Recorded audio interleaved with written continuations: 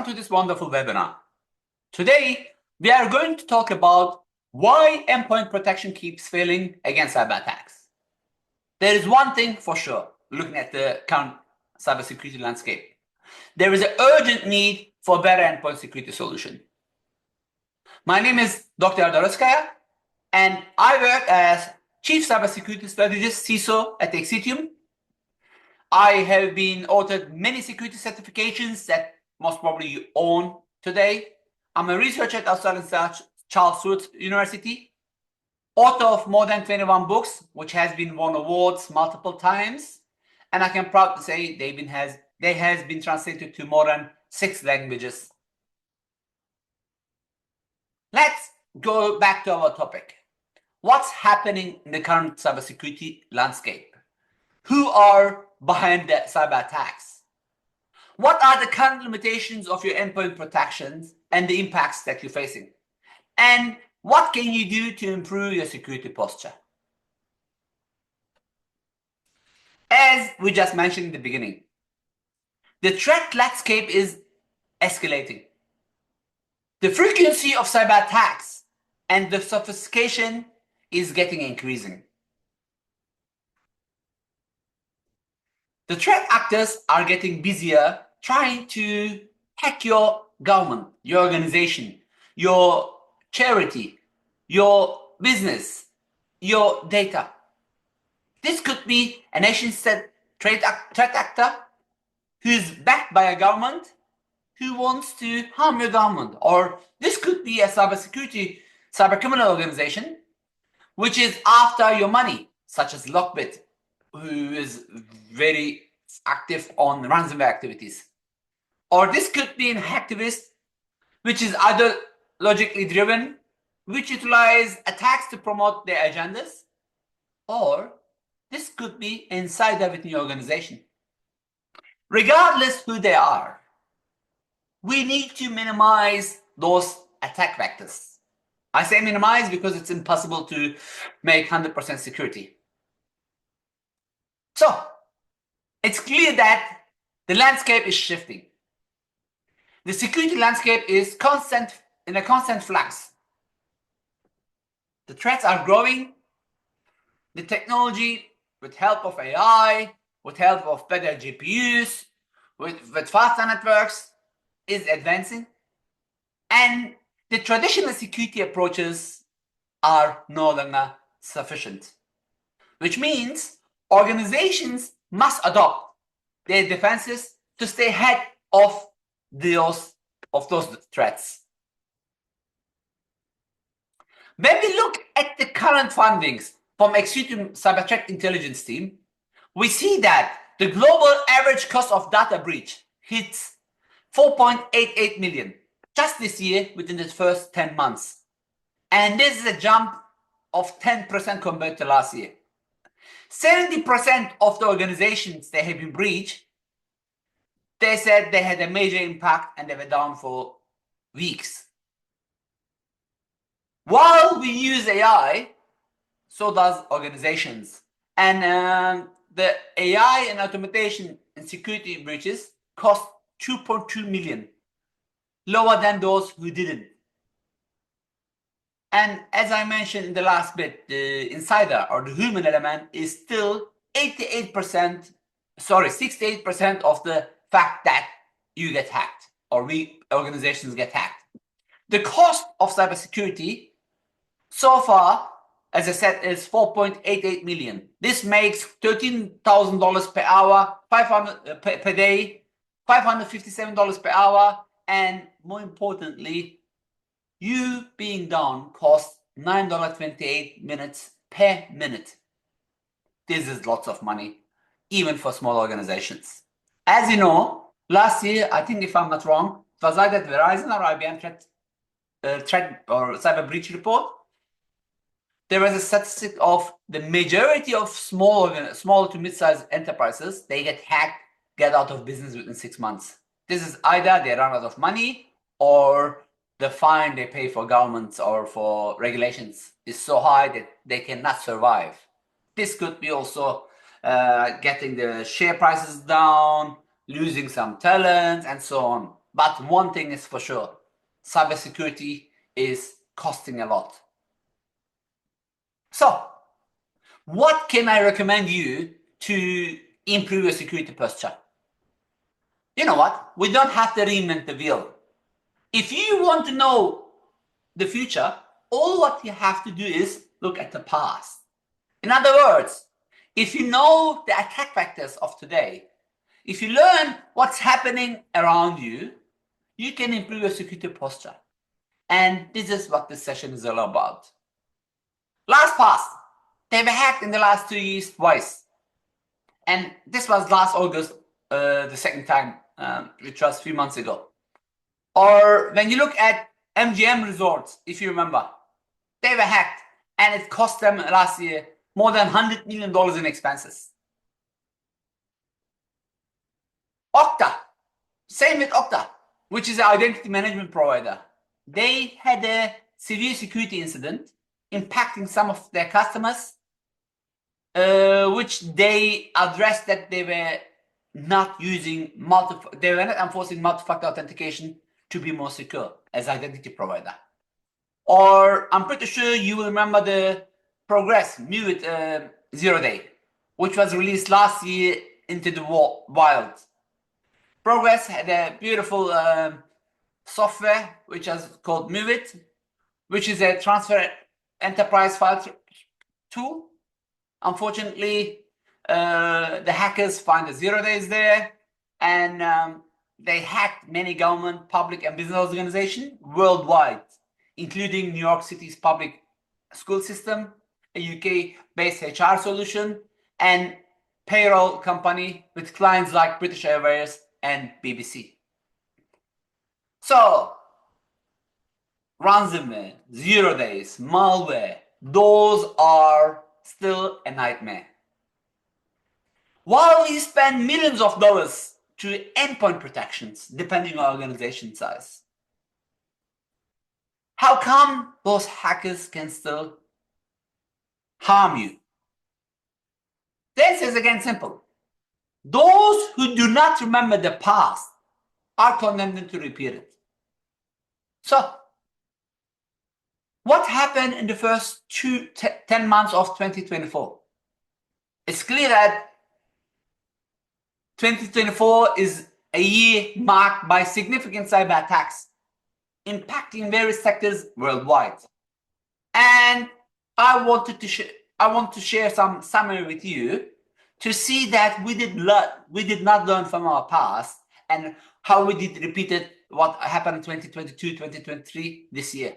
And if you do not take my advice seriously, unfortunately, some of the organizations are going to repeat this next year in 2025.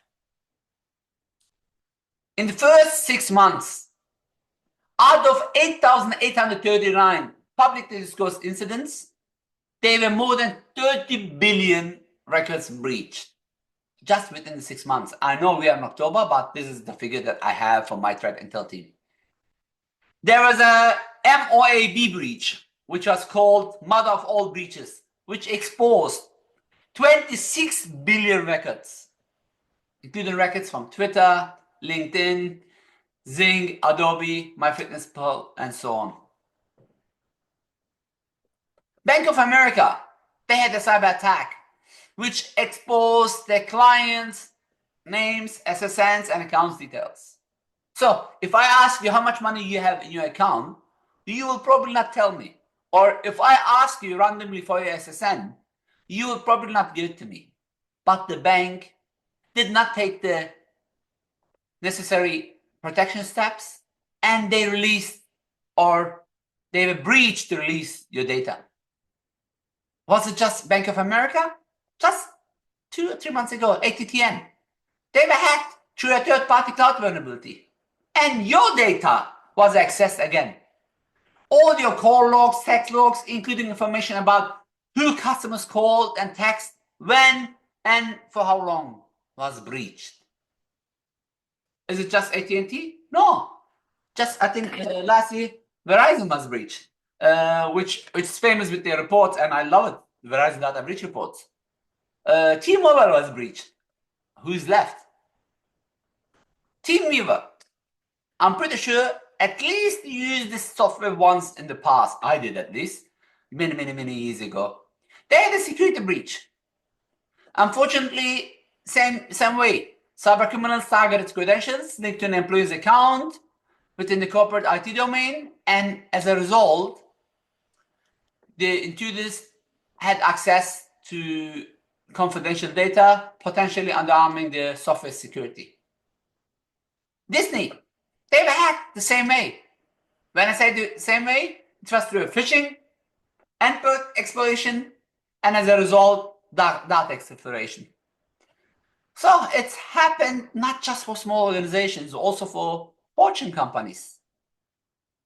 As I said, those who do not remember the past are condemned to repeat it.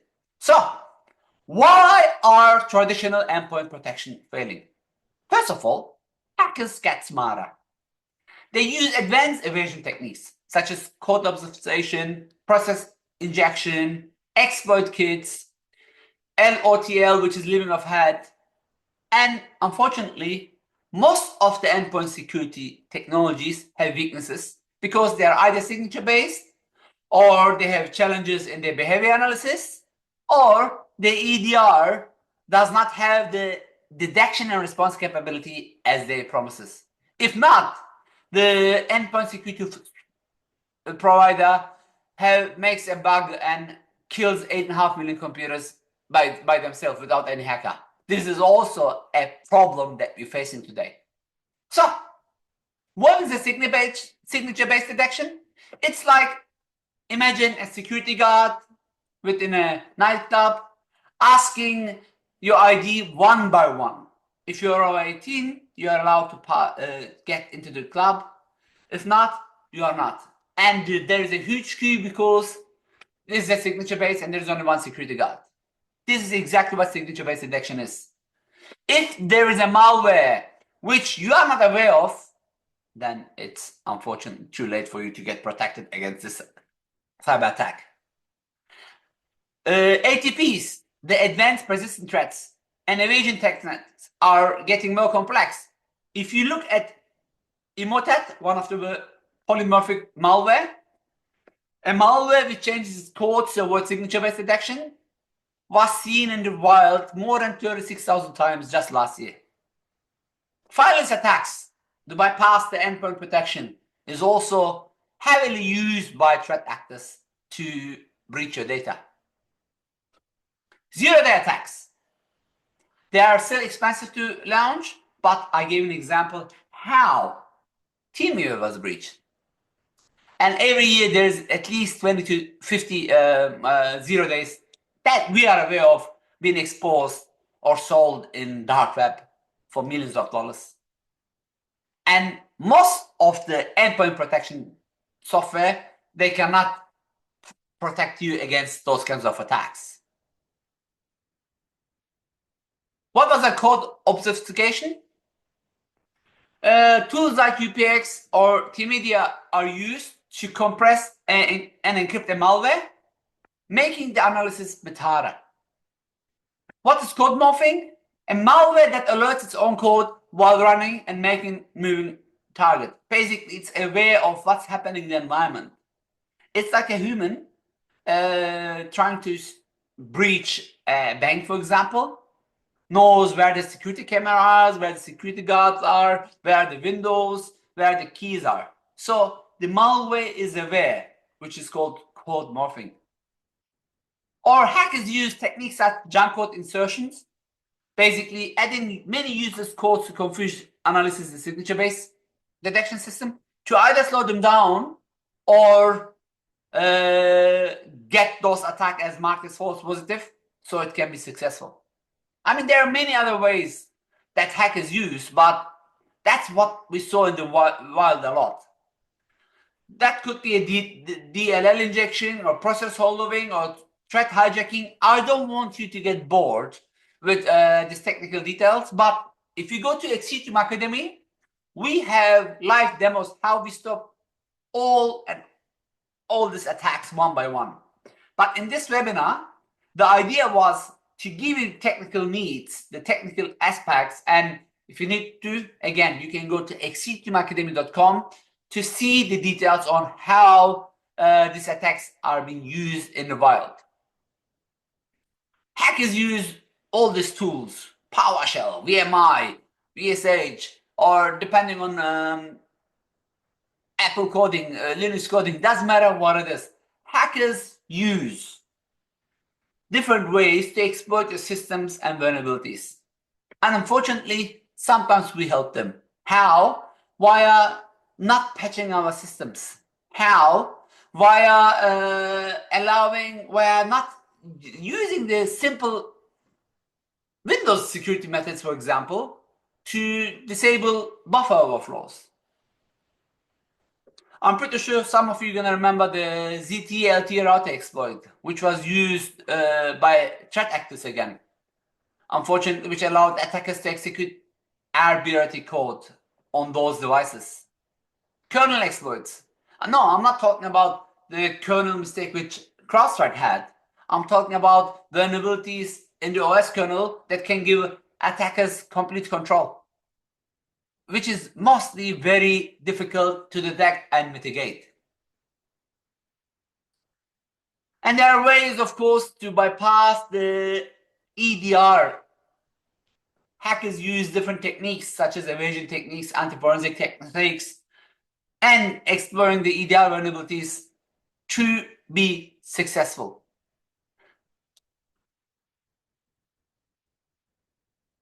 We didn't mention, but supply chain attacks are also very popular. And one of the very famous one was, as you will remember, the SolarWinds attack, where hackers hacked SolarWinds, and as a result, even FireEye was hacked. It's a public news. They did a great job on working with Microsoft and other vendors to minimize the attack vectors and talk about the attack, but even a great cybersecurity company can get hacked through a supply chain attack. Was it just SolarWinds? No. If you remember the pipeline attack, which happened in California, Microsoft had a supply chain attack, Airbus had a supply chain attack, the University of California had a supply chain attack. That's the ones that I just quickly remembered. Unfortunately, it's getting more and more popular, and because it's coming from a trusted source, sometimes it's hard to, not sometimes, most of the time it's hard to minimize or detect those attacks through your endpoint protection. What about hardware-based attacks? For example, a switch that you cannot install endpoint protection. This can also harm your network.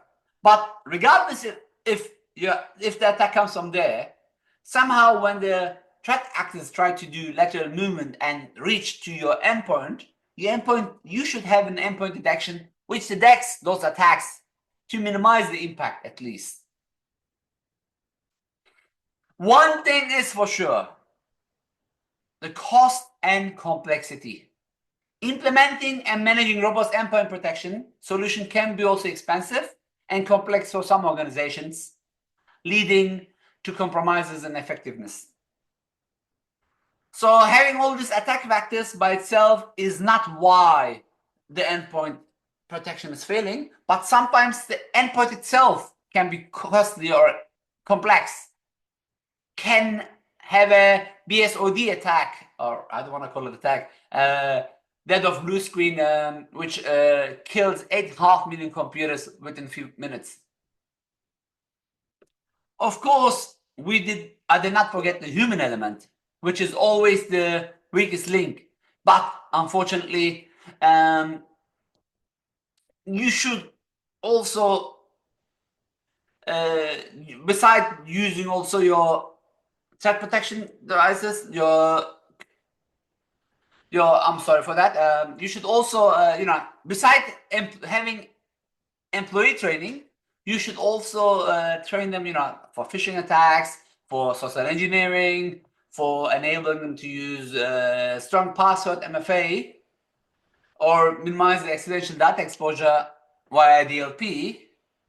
Sometimes, regardless what you do, they go ahead and still click. And in that moment, you need an endpoint protection which stops those mistakes. Okay, Dr. Ozkaya, you talked well. Some of those you already know, but how can we mitigate these attacks? One thing is for sure. It's clear that traditional security is failing miserably. You need the next.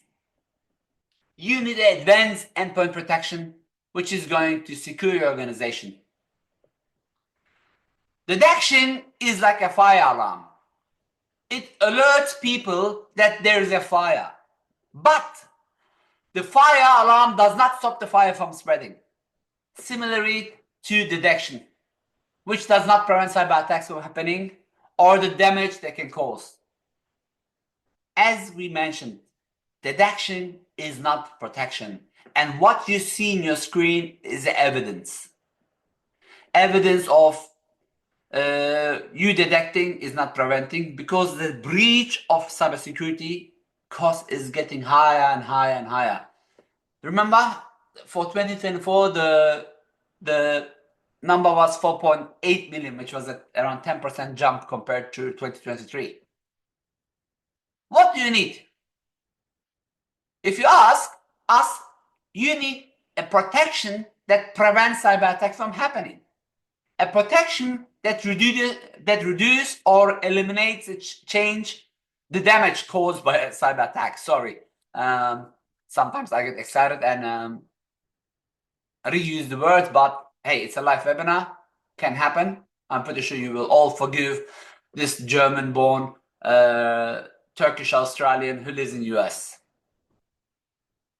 How do we stop that 450,000 new malware which has been released to the wild? Simply, we analyze all of them via our patent technology. We have what we call containment, which is a core level 0 devel virtualization, which protects you against all unknowns. Doesn't matter if there is a 1 million brand new malware which is backed up by AI every single minute. Containment will take it in a sandbox-like environment, and it will run it, and it will only allow it to really execute in the real environment if it's safe. What if it's not safe? As soon as you close the sandbox-like environment, it will go away. Okay, I said sandbox-like environment. It is not a sandbox, because sandbox is usually where most of the time a whitelisted application will allow to run. With us, we take everything there. I believe there is a 3 cybersecurity posture today. 1, allow good, deny bad. But this is a hard one, because it's good to know what is good, but it's really hard to know what is bad. Second posture is allow good, deny rest. This is again mathematically impossible, because it's good to allow what is good, but the rest can be challenging, and end users, they don't like to be minimized or controlled. Third one, what we run on this is allow good, run rest via ACR, and this way we look at every file, we investigate it, we verdict it, we eliminate it, and only we will let you to have the safe bit of it, which many endpoint security production does not do these days. And this is what we call containment strategies. As I mentioned a few minutes ago, we do a pre-execution.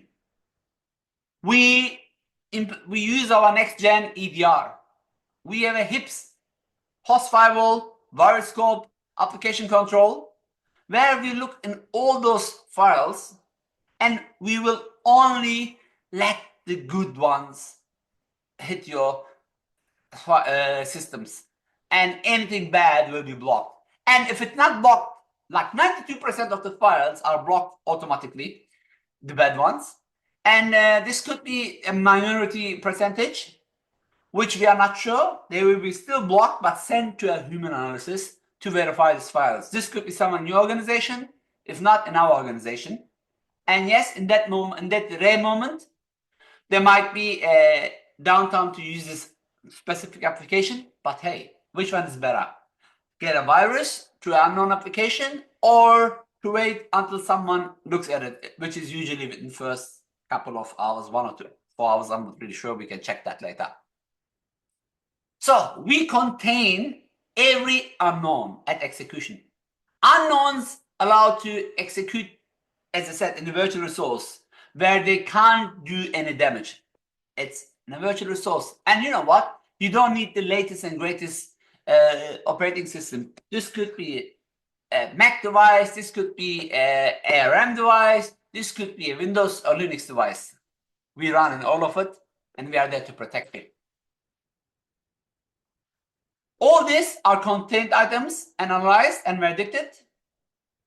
And as I said, we have this technology to help you to secure your environment. We only allow the good, but everything else goes through our ASR system. When you look at endpoint protection, they all use AI, so do we. They all use machine learning, so do we. They all use deep learning, so do we. Again, what is one of the needed structure for better endpoint protection? Yes. In the beginning of the webinar, I said behavior-based detection is not enough, but it's essential. We still need behavior-based detection. We still need threat hunting with the product to be successful. We still need incident data search and investigation to be your product successful. Within your EDR, for example, you should know what happened, when, how, what was the root cause, and how you can mitigate it. You should be able to look at the signature to see if it's anywhere else within your organization. All those are important components to have a better endpoint protection. And of course, as I mentioned, the usual like AI, ML, heuristic behavior analysis, EDR has to be there. But if you remember the first 3 slides of the section, of the mitigation section, we have something unique which many don't. We have what we call the containment, which is not the traditional security, which is the next level of cybersecurity solution that you and your organization needs. With this, we're coming to the end of this webinar, and my team and I, we will gladly answer your questions if you have any. Thank you very much for watching. Again, this was just a short webinar. If you want to see a demo, please reach out to our sales team. Or if you want to just watch how our product can protect you against DLL attack, for example, I invite you all to go to Exitium Academy. We have many cybersecurity certification there as well for you to take for free. And you can also explore our product. Thank you very much for watching, and let's answer your questions.